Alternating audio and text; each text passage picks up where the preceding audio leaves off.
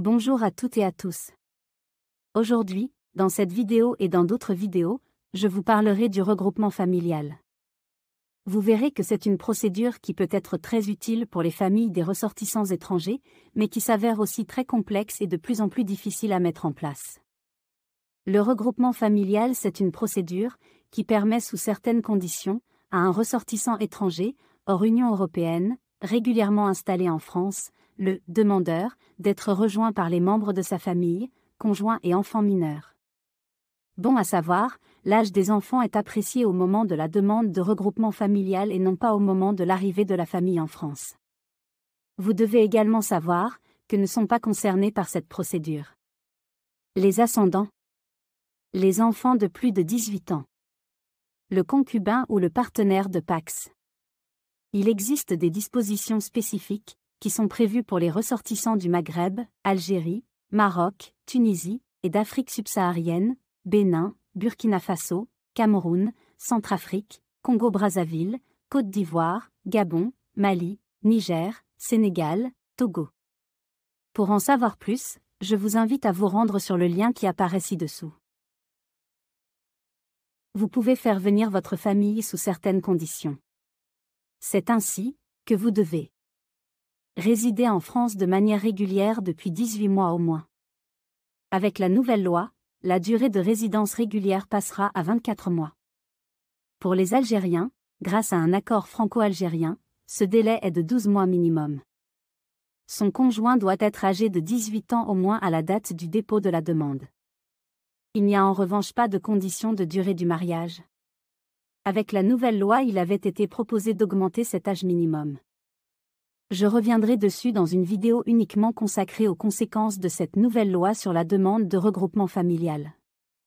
Les enfants mineurs doivent être âgés de moins de 18 ans et doivent avoir une filiation établie avec le demandeur ou son conjoint. Toutefois, les ressortissants mineurs algériens recueillis par un acte de recueil légal, qu'on appelle kafala en Algérie, lorsqu'elle est judiciaire ou homologuée par un juge, sont admis au regroupement familial. Le regroupement familial est refusé aux autres conjoints ou conjointes d'un ressortissant étranger polygame. Est refusé à un membre de la famille dont la présence en France constituerait une menace pour l'ordre public. Peut être refusé si le demandeur ne respecte pas les principes essentiels qui régissent la vie familiale en France, qui sont, entre autres, la monogamie, l'égalité de l'homme et de la femme, le respect de l'intégrité physique des enfants et adolescents, de la liberté du mariage, des différences ethniques et religieuses, l'assiduité scolaire, etc. Le regroupement familial doit normalement être demandé pour l'ensemble de la famille, mais lorsque l'intérêt des enfants est en jeu, il peut être, exceptionnellement partiel. Au moment du dépôt de la demande, le demandeur doit séjourner en France sous couvert d'une carte de séjour temporaire d'1 an minimum, d'une carte de séjour pluriannuelle, d'une carte de résident de 10 ans ou à durée indéterminée, d'un récépissé de renouvellement de l'un de ses titres de séjour. La résidence régulière doit avoir été accomplie sous couvert de l'un de ces documents ou sous couvert d'un visa long séjour valant titre de séjour, d'une carte de séjour temporaire d'une durée inférieure à 1 an, d'une autorisation provisoire de séjour, de récépissé de première demande ou de renouvellement de titre de séjour, d'une attestation de demande d'asile. Certains ressortissants non européens ne sont pas concernés par cette procédure. C'est ainsi que ne sont pas concernés les titulaires de titres de séjour portant les mentions passeport talent, retraités, saisonniers. Les réfugiés et les bénéficiaires de la protection subsidiaire, si la demande de visa long séjour concerne le conjoint ou le partenaire avec lequel il est lié par une union civile, âgé d'au moins 18 ans. Si le mariage ou l'union civile est antérieure à la date d'introduction de sa demande d'asile. Le concubin, âgé d'au moins 18 ans, avec lequel il avait, avant la date d'introduction de sa demande d'asile, une vie commune suffisamment stable et continue. Les enfants non mariés du couple, âgés au plus de 19 ans. Par ailleurs, vous devez justifier avoir des ressources stables et suffisantes. Attention! Avec la nouvelle loi, ces ressources doivent également être régulières. Pour cela, vous devez travailler de façon stable et régulière ou bénéficier d'un revenu de remplacement régulier. Il n'y a pas d'obligation d'occuper un emploi à temps plein sous contrat à durée indéterminée. Il n'est pas non plus obligatoire de produire 12 fiches de paie. Quelle que soit la nature du contrat de travail, les revenus doivent être stables, suffisants et maintenant aussi, réguliers. Les revenus de remplacement, tels que les indemnités journalières ou les prestations versées par France Travail sont pris en compte. Les pensions de retraite, les rentes et les pensions alimentaires sont également prises en compte dans le calcul des ressources. Vous devez également gagner des ressources suffisantes. Le demandeur doit gagner au minimum l'équivalent du SMIC, salaire minimum interprofessionnel de croissance, brut. Les revenus des 12 mois précédant le dépôt de la demande sont pris en compte et la référence au SMIC se fait sur cette période.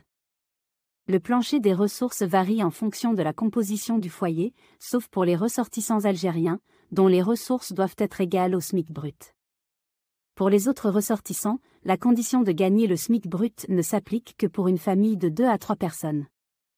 Pour une famille de 4 à 5 personnes, le demandeur devra justifier des ressources au moins égales au SMIC brut majoré de 10%. Et pour une famille de 6 personnes au plus, il faudra majorer le SMIC brut, cette fois-ci de 20%. Bon à savoir, cette règle ne s'applique pas aux personnes bénéficiant de l'allocation adulte handicapé ou de l'allocation supplémentaire, pour lesquelles aucune condition de ressources n'est exigée. Ces 2 allocations sont accordées aux personnes reconnues inaptes au travail qui se trouvent donc dans l'impossibilité de disposer de ressources propres et suffisantes pour répondre aux conditions du regroupement familial. Aux personnes âgées de plus de 65 ans et résidant régulièrement en France depuis au moins 25 ans qui demandent le regroupement familial pour leur conjoint et justifient d'une durée de mariage d'au moins 10 ans. Cette disposition n'est pas applicable aux ressortissants algériens. Il faut se reporter aux dispositions prévues par l'accord franco-algérien du 27 décembre 1968 modifié. Lorsque la demande est déposée par un étranger marié et résidant avec son conjoint en France, qui souhaite donc ne faire venir que ses enfants, ce sont les ressources du couple qui sont prises en compte. Bon à savoir, certaines prestations sont exclues du calcul. Il s'agit du revenu de solidarité active, RSA, des prestations familiales versées par la CAF, de l'allocation d'insertion, l'allocation temporaire d'attente, l'allocation de solidarité spécifique des travailleurs privés d'emploi, de l'allocation de solidarité aux personnes âgées et l'allocation équivalent retraite, de l'aide personnalisée au logement, des versements d'argent de la part de membres de la famille s'ils ne sont pas stables. Enfin, il faudra occuper un logement salubre et d'une superficie minimale. Je ne m'attarderai pas sur ce point dans cette vidéo, car j'ai fait une vidéo qui traite uniquement de la question du logement dans la procédure de regroupement familial. Je vous invite à regarder cette vidéo en vous rendant sur le lien ci-dessous. Nous voici arrivés au terme de cette présentation de la procédure de regroupement familial et des conditions à remplir pour en bénéficier. Si vous avez aimé ma vidéo, je vous remercie d'avance de cliquer sur le bouton « J'aime » se trouvant ci-dessous et de vous abonner à ma chaîne. Dans la prochaine vidéo, je vous parlerai du dépôt du dossier de demande de regroupement familial. Avant de vous quitter, je profite de l'occasion pour vous informer que nous avons mis en place une équipe de juristes internationaux qui peuvent vous accompagner à chaque étape de votre procédure de demande de regroupement familial. Nous vous proposons également des vidéos sous forme de tutoriels qui vous accompagneront, pas à pas, dans vos démarches.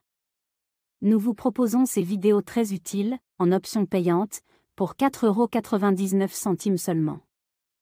N'hésitez pas à consulter notre vidéo de présentation de nos offres de services, qui s'affiche ci-dessous. Nos services sont complets et vous assurent une efficacité dans l'aboutissement de votre demande de regroupement familial. Nos services permettent également d'obtenir une réponse dans les délais connus et non pas d'attendre une réponse bien au-delà de ces délais. Grâce à une méthodologie stricte, nous vous donnons toutes les chances de voir aboutir favorablement vos recours. N'hésitez pas à nous contacter. À bientôt.